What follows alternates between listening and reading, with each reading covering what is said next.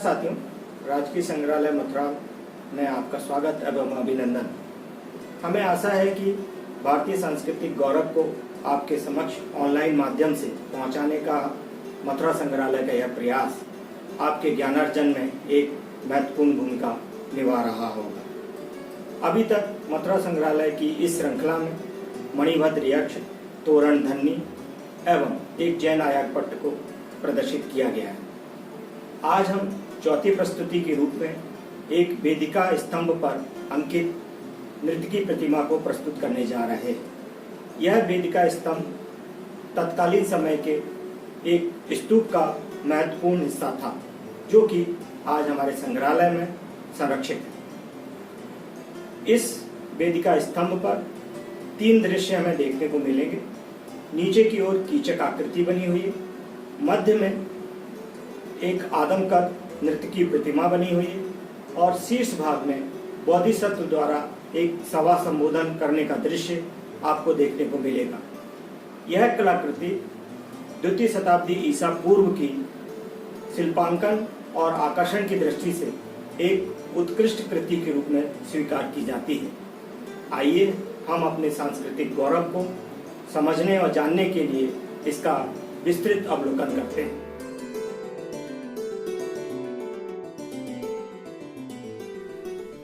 आइए हम कलाकृति का गहन अवलोकन करते हैं। यह कलाकृति एक वेदिका स्तंभ पर उत्कीर्ण है। यह स्तंभ किसी स्तूप की वेदिका का हिस्सा रहा होगा। इस वेदिका स्तंभ के अग्रभाग में नर्तन मुद्रा में उत्कीर्ण नर्तकी की यह प्रतिमा अत्यंत सुंदर शिल्प कला का साक्ष्य है। सर्वप्रथम नर्तकी के पैरों की सतह पर ध्यान दें तो यह देखा जा सकता है कि यह प्रतिमा कीचक की आधार पीठिका पर खड़ी हुई है।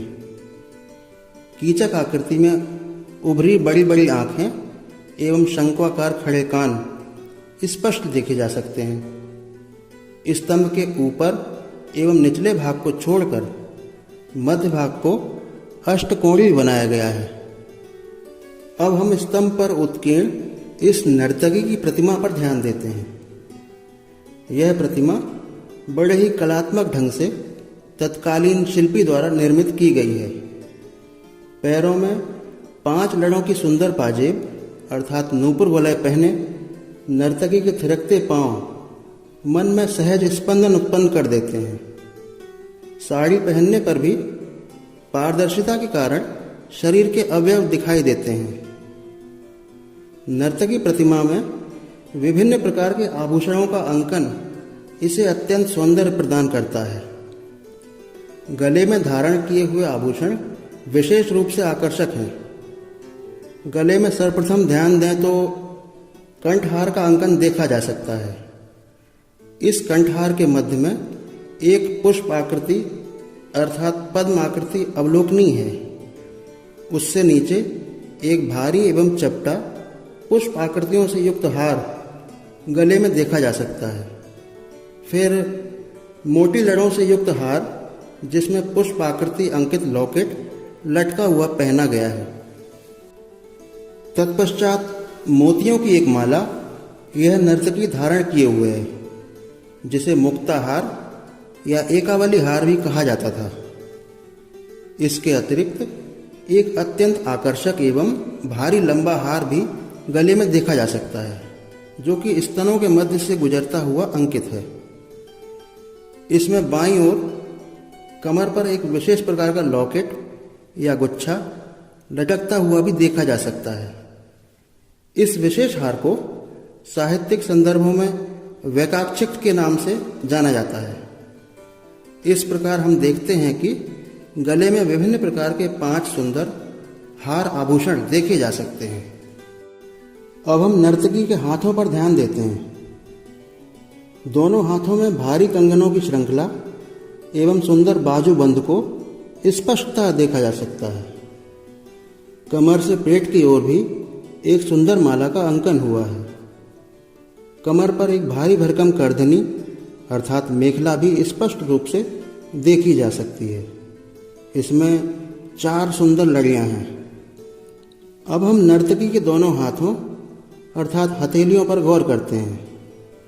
यहाँ यह स्पष्ट देखा जा सकता है कि नर्तकी अपने दोनों हाथों में लटकता हुआ सुंदर रिबन अथवा नृत्य से संबंधित कोई प्रॉप लिए हुए है। अब हम नर्तकी के मुखमंडल पर ध्यान देते हैं। मुखमंडल पर मधुर मुस्कान इसे और सौंदर्य प्रदान कर रही है। इसका सर्वोच्च आकर्षण सिर पर मोतियों से गुथा हुआ बालों का सुंदर केश विन्यास युक्त एक जूड़ा है, जो कि भरहुत एवं सांची के स्तूपों में अंकित स्त्रियों के केश विन्यास की याद दिलाता है। बालों के नीचे मस्तक को एक गोल टीके से सजाया गया है। कानों में सुंदर गोल कुंडल अर्थात कर्णफूल सुसज्जित हैं।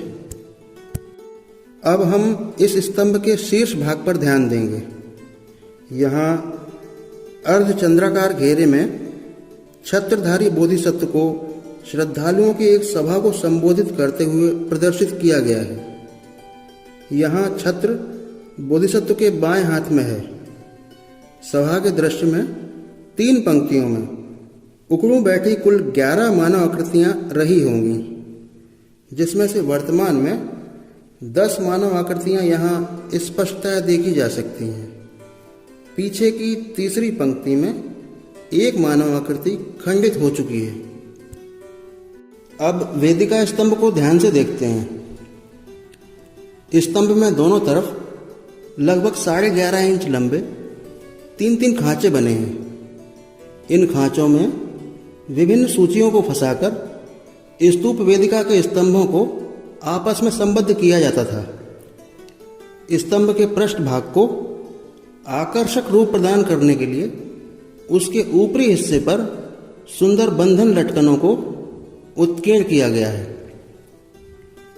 इस प्रकार यह कहा जा सकता है कि शुंग काल की यह कलाकृति मूर्ति शिल्प, स्त्री सौंदर्य, केश विन्यास, आभूषणों, नृत्य मुद्रा एवं सभा संबोधन के प्रदर्शन इत्यादि के दृष्टिकोण से एक अत्यंत महत्वपूर्ण साक्ष्य है।